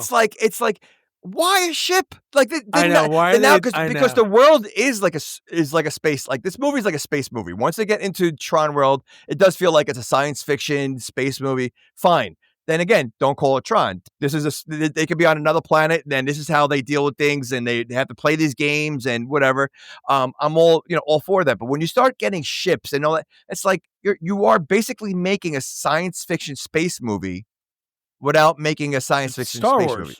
I mean, really, It's yeah. like making your own sort of Star We're Wars. leading towards Star Wars as we speak with the spaceship, and now the next scene. So yeah, okay. But how they get sucked into the spaceship is like Star Wars when they get sucked on. But in Star Wars, they know that they brought them on. Like in this one, they sort of accidentally get sucked on because nobody notices them, right? And Cora's like, I'm going to get caught to get behind everything. And you're thinking that was like sort of some kind of plan. No, she just went off on her own. Like just put herself in the harm's way. Which again, she's carrying all his information. So she's again sacrificing herself with all the information, the private information. He should be like, no, you can't do it. Let me go. I mean, like, like something like it doesn't like, again, why you put it in her when, she's constantly in harm's way. Yeah. Okay. She's like Sally in Nightmare Before Christmas, like always just like jumping off stuff and getting into trouble. Because this whole movie, even this scene, biggest question, this one I wrote down. It's so true, especially when it comes to bad guys that we've covered. How do you jump farther? Is it just running and jumping off something? Or if you run and you do a front flip, does that make you jump farther? Because I'm like, dude, he jumps over what, again, in this world, if you miss, I guess you fall to your death. But he barely makes it, the bad guy, and he did a front flip. And it's like, can you imagine dying? It's like, oh my God, honey, how'd you die? Oh my gosh, trying to do this like front flip off of a roof. But if I jumped normal, I probably would have made it, kind of thing. Yeah. Oh, jump normal, babe. 100% make it. Well, see, I'm so super alive right now. But that's what I wanted. Like, so even like in the Frisbee game, like when they cut the floor, they fall to the ground. Are they falling in space? Like, well, some people explode it, right? We saw one guy like sort of shatter. The one guy hit the fan. The other guy hit the ground and disintegrated. So I don't know. Do you just keep falling forever? I'm saying but a human, would they keep falling? Like, is it a space thing? So I don't know. But yeah, like again, you always see a lot of these like Ninja or whatever. They're always doing the flips. It just seems like it doesn't make sense that like you'd get there a lot further if you just jump normal. Yeah. Or dive roll, like or something. Like something. Flipping, I would think would slow you down. Yes. And you would come a little short. Insane. So now, so at this point, she's captive. We get Clue. He's giving like this patent speech to like this army that he somehow has there. And I'm like, where are they going? Again, tell us that. Like, where is the end? Like, you know what I would love? It's like the reason I wanted Sam here was to open the portal so we could get out and take over Earth. That would be a different movie. That'd be cool. That would have like been amazing. Like, okay, that makes sense. He just wanted to bring him out of hiding, and I'm going to be really pissed if that was the point of this movie. But I don't think it was.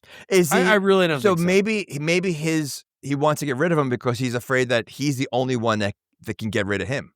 Oh, 100%. Right. No, so I agree. I think that's what it was. But first of all, the whole portal thing, I don't understand either. I mean, like, so like, like you get sucked, like in the first game, you get sucked in the game, that portal stayed open the whole time. Yeah, I know. Like in this movie, so when he came in there, the portal stayed open since he got sucked in there.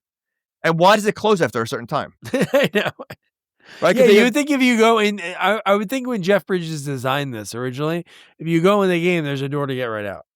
Or, okay, yeah, you would think he'd learn from his first mistake, right? So he got stuck in there. So like, all right, there's always an exit. Like, I'd never want to get stuck in the game again. No, clearly he doesn't. Yeah. Okay. Well, the son gets picked up right away as soon as he gets in the game. But one badass line the son has, like right at the same time when Clue's giving the speech, is when they get surrounded, and he goes, "What? He's on a." He said something like, "State your name, program," and he goes, "I'm not a program. My name's Sam Flynn." Then he starts destroying everyone. Did you catch what Flynn did? So Jeff Bridges pulls a Fonzie when he's talking to one of the robots. He goes, "I need something." I forget what he asked for. "I need access to something." And the guy said, "No." And he goes, boom. And he hits him in the head and he goes, "I need access to that." And "Yes, sir." I'm like, wait, what? So stupid. He pulled a Fonzie with a robot in this movie? That's so stupid. Yeah. And he says the line in this movie, he says "radical man." In the next scene, he says the line "radical." See, when they're flying.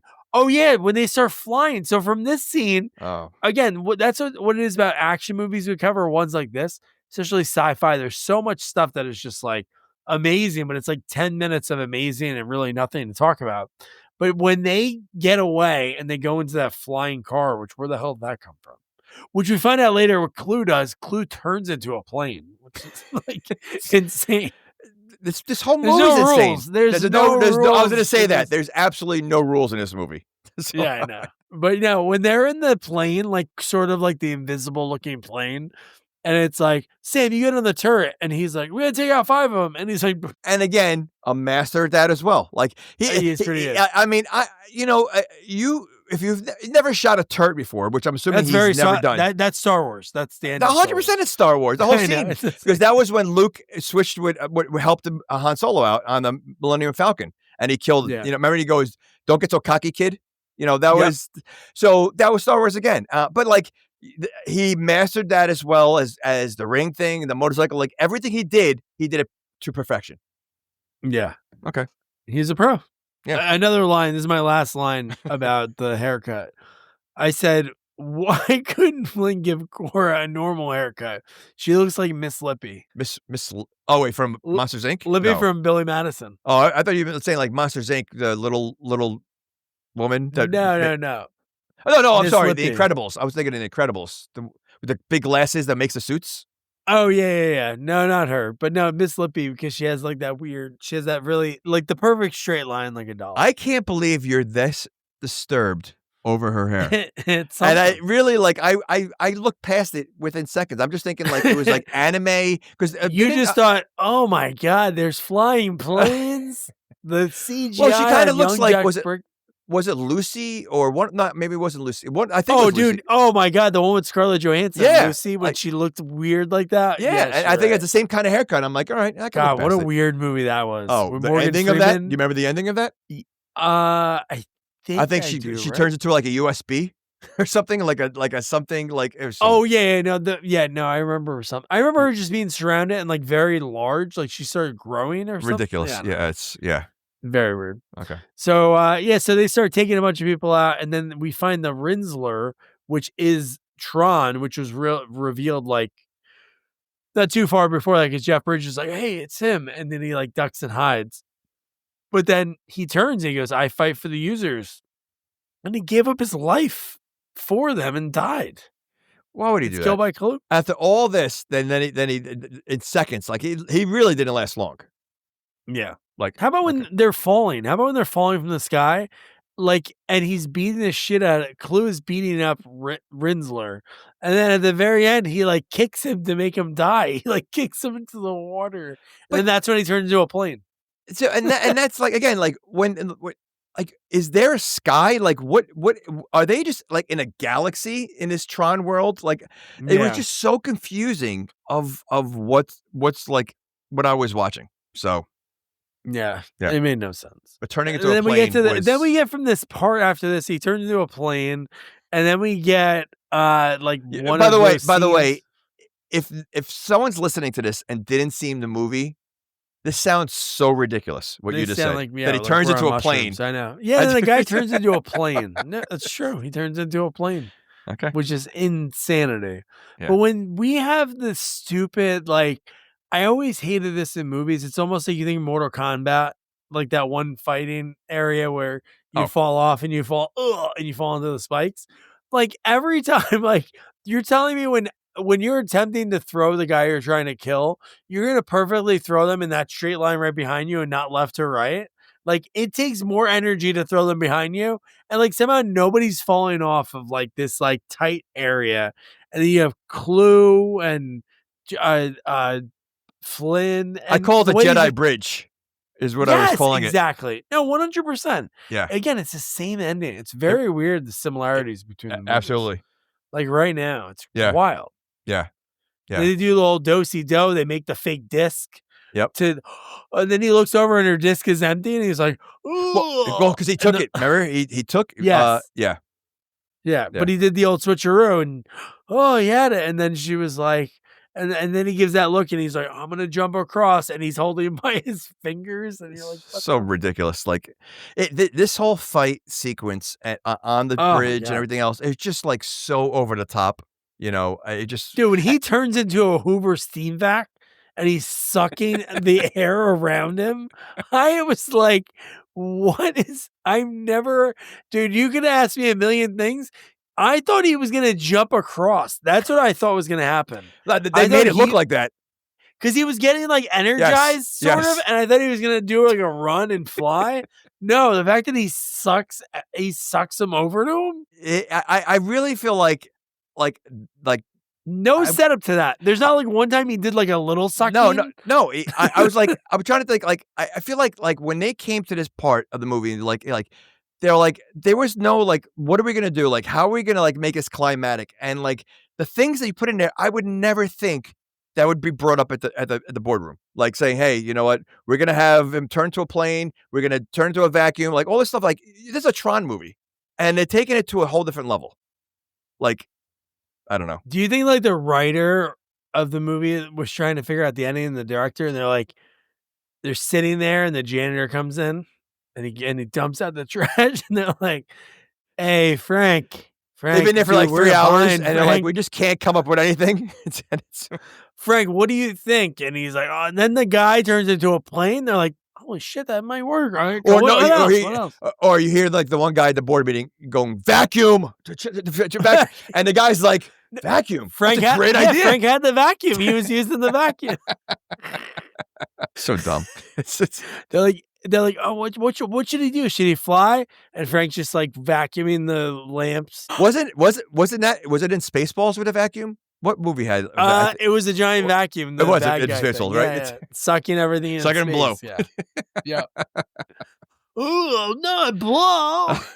No, she went from suck to blow. She went. God, what a great movie! I'm very excited. I hope the new one is going to be. Yeah, I'm kind of nervous. History of the World was good. History of the World I should rewatch. It was. You know, I watched it. Some of it was funny. Some of it was like, it definitely did not have the same humor as years ago. So I'm hoping with Mel Brooks in the movie, you know, I'm hoping it's, you know, they could do something. I just wish Yogurt. Isn't it crazy if somebody would have told him all those years ago, you're going to be 100 and you're going to play Yogurt. Oh, wasn't Yogurt? You're not going to act for 25 years and then you're going to be Yogurt. Wasn't Yogurt like 100 years old in the movie anyway? Like the character? He was really old, yeah. It just, you know. Merchandising. It just stinks because you got so many great actors that are no longer around that were in the first movie that could have been in this movie, you know? So I hope they get like John Candy's kid. Did you watch the Candy doc yet? I'm hesitant because like I didn't see the Val Kilmer one either, and I just feel like, or I didn't even see the Chris Farley. I feel like they're just sad. Like I don't want to get. No, I think this is more celebrating because I saw some good clips. I've been very tired with work, but I do want to see it. I mean, I've watched like the first 15, 20 minutes talking about his early life. Okay. Nothing sad that I've gotten to. Because I do want to see. I mean, like I know, like so many people talked about. I saw the clips of like everybody talking about him, and everybody loved him. Like, and they seem like good clips. Like they're talking about memories of him. So I'm like, oh, this is going to be something come out. Like, oh my god, he was actually a monster. And you know what? It's going to make you want to watch some of his old movies again. Dude, I thought about that today. I want to get my kids to watch Uncle Buck. Oh, because they love Emerson loves Macaulay Culkin, and I'm like, that's perfect. You should also do Harry Crumb. I mean, you know, because it's silly. Crumb. I mean, I love Summer Rental, but Summer Rental might be... Summer Rental. Those are like actually like really good family movies. Yeah. No, they are. They are. Little Canadian bacon. Or what's the one with he plays the sister or the mom, Oh, that's in Nothing But Trouble. Yeah, When yeah, he plays okay. the Yeah. twins. Yeah. And then his last movie was I never saw that one, by the way. Wagons East. Oh, What? with Dennis Miller? No, not Dennis Miller. No, Richard. I always get them confused. Richard. Larry's Curb. buddy who just Yeah, passed Curb away. from Curb. Yeah, Richard Lewis. Dennis Yeah. Miller, Richard Lewis, same thing. So yeah, You never seen Nothing But Trouble? I saw parts of it, Dude, you have to watch it because you'll never look at Dan Aykroyd the same way again because his nose looked like I know. I saw parts of it. I saw the dinner scene where they're all around a dinner. Like I don't know if I saw the whole thing because I thought that's a great How Did This Get Made episode. That's one that's way too short. Oh, okay. It's like a 36-minute because it was early on in that podcast. Was the movie stupid? Like I thought it was like stupid. Very like that's why stupid. Okay. Oh, so dude, the fact that Demi Moore got convinced to do that movie was nuts. Because I think she just did like not G.I. Jane, something really good just before that. Oh, Striptease maybe. One of those. She probably did A Few Good Men. Maybe, yeah. I think, Nothing But Trouble. I remember it was after I had my hernia surgery in like second grade. And I remember just like watching that movie and having like grilled cheese because I didn't eat in a day. And that movie was on like Cinemax or Showtime all the time. Ugh. So it wasn't that funny. Dude. You don't think it was that funny? But it is worth it. No, it's so bad it's good. Yeah. And I think that's why I didn't watch it because I remember I wasn't sure if dude, what's his name's in the movie? The rapper, whatever, the guy that used to wear the fake nose. Oh, Humpty Dumpty? What, Humpty Dance? Humpty Dumpty gets arrested in it. What's his name gets arrested? The Baldwin brother, heavier set one that's in Vampires, John Carpenter's Vampires. He's like Daniel brother Danny that barely acts. Yeah. But yeah, Danny's in it as like an Italian guy gets pulled over. Oh, There's a thing called like the bone chomper. It's silly. It's definitely a silly movie. All right. But yeah, you should definitely check it out. All right. But yeah, so now back to that was a good tangent. Well, so now back before you go, one more. So is it like silly? Because I love Transylvania 65000, and that's silly. Is it better? Like is Transylvania way better? No, it's not even the same. Not even category. Right. Okay. No. Transylvania 65000 is a really spot on but comedy. It is silly. It's silly. Right. Oh no, but it's spot on. This one's just really bad. The writing in the movie is terrible. Okay. It was Aykroyd and I think his brother wrote the movie. Okay. All right. Yeah, fair enough. But the people they get in it because of who they are, are good. Like all the other actors are really funny. Sure.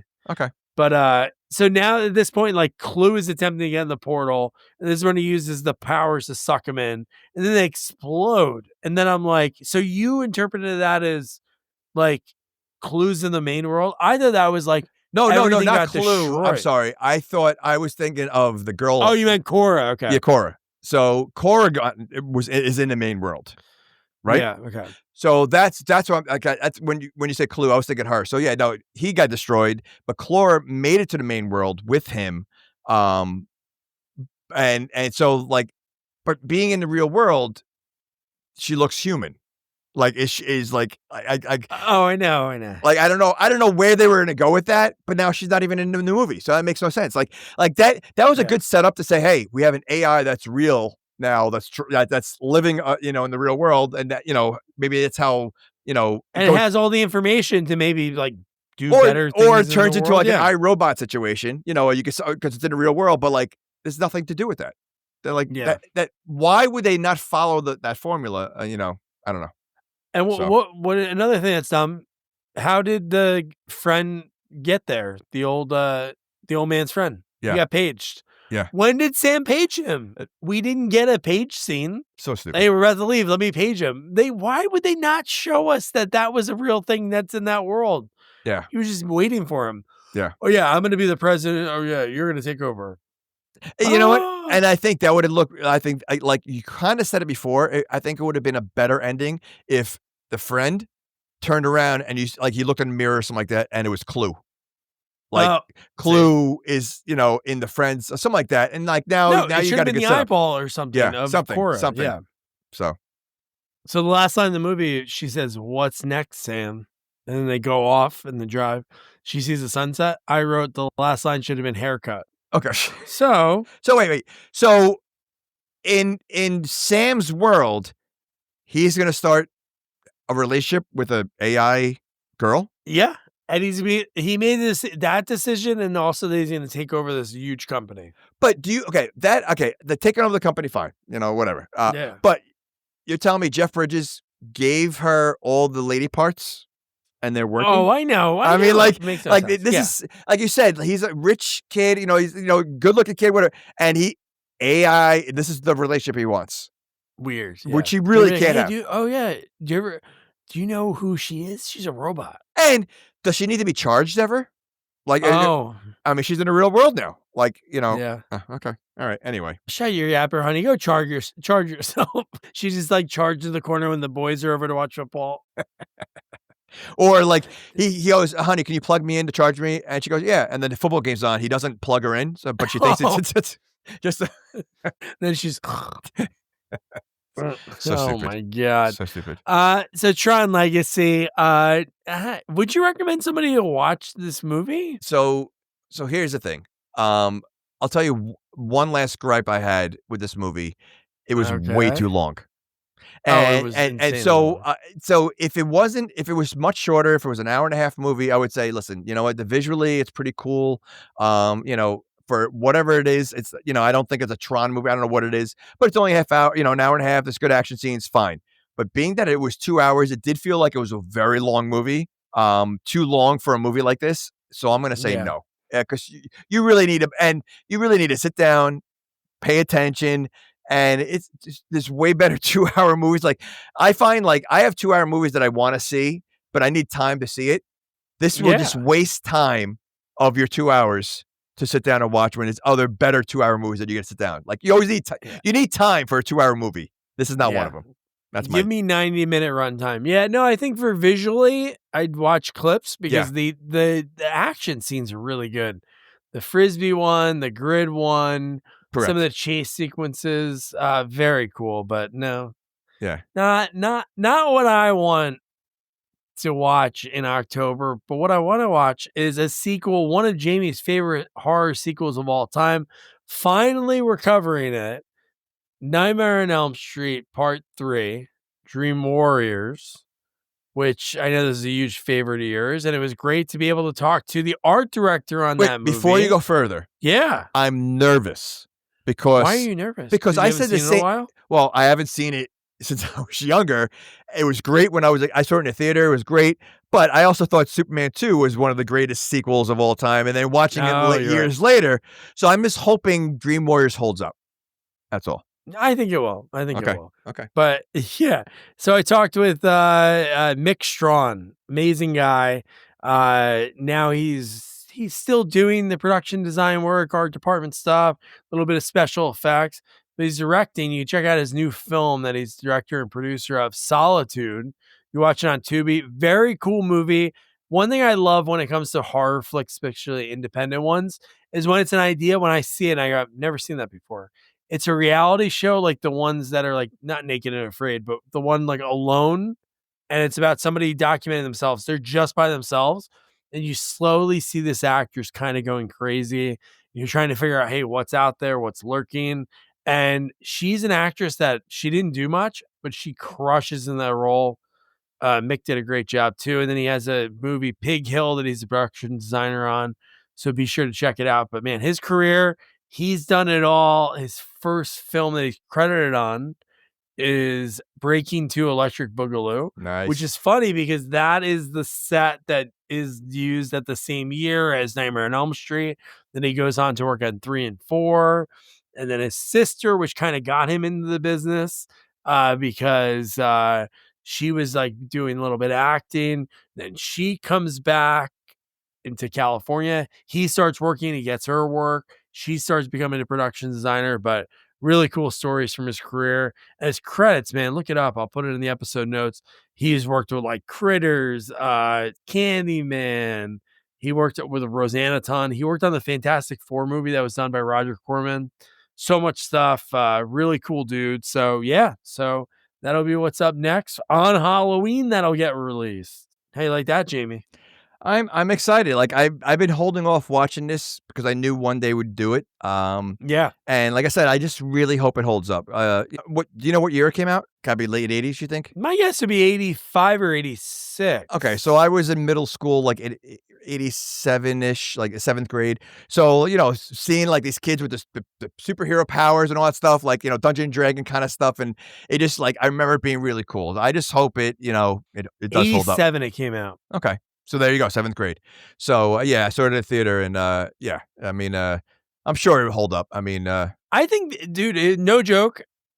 I think this is the highest rated horror movie. I don't know, maybe the first one has a high rating, but thinking about Friday the 13th, this movie has a 68% of Rotten Tomatoes, 6.7 on IMDb. That's pretty high for a horror movie. Well, I think with this one, because and again, it's in a way, it's sort of a superhero versus Freddy, right? They all have changes the franchise, right? It's kind of like the Jason Lives. It changes the arc of how the movies are done. But what it also does is it gives it's almost like the Avengers of Freddy, right? Because each character has their moments with Freddy where they're able to do what they can, and obviously Freddy, overpowers, but they're all able to do a little something to him. And so like you think there's a chance kind of thing. So I think it was entertaining in that aspect. So yeah, if I remember correctly. And Chuck Russell directed the movie. Frank Darabont helped write it. And Chuck Russell, like, it's funny that we're covering this in a couple weeks. He recently did an interview and talked about wanting to do it. He would love to get back in the franchise. And it's like, that's cool because that's the big one that kind of put him on the map. And then his career launch, just like Rennie Harlan with the next. So, you know what? If they did a new Nightmare on Elm Street, I mean, like, to me, they do a lot of these remakes and they've done Halloween now. They've done Friday. There's no reason why they can't do Nightmare. I mean, and I think it would do well. I know they did a remake of Friday, but it wasn't the same. Like it was more serious. No. Like they need like the comedy horror aspect of Freddy. 100%. So and before I end the episode, Lawrence Fishburne's name in this movie is Larry Fishburne in the credits. Oh my gosh. Well, this might have been around the same time he was on Pee-wee's Playhouse. Definitely. 100%. So, yeah. So yeah, no. So Mick next week, and then in 2 weeks, Nightmare on Elm Street 3, and then we got some other fun stuff, possibly some American Gladiators. Jamie's been hard at work, and we're gonna get those interviews out. So don't forget to review, rate, share our podcast. Follow us on all social media at Sequels Only. Don't forget to check out our website, sequelsonly.com. Good night. Good night. Good night. Good night, guys.